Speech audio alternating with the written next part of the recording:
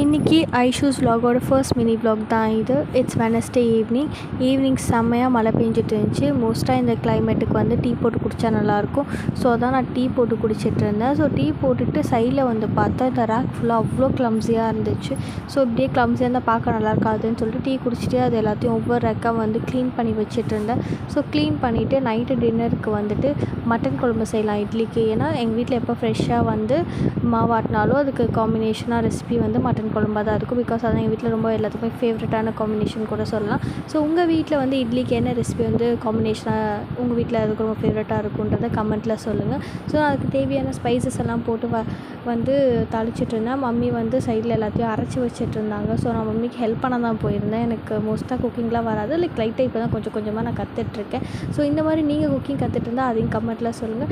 இதே என்னோடய first video and support my channel. Thanks for வாட்சிங் திஸ் வீடியோ. அந்த வீடியோ பிடிச்சிருந்தா வீடியோ கிளாஸில் ஒரு லைக் கொடுத்துருங்க.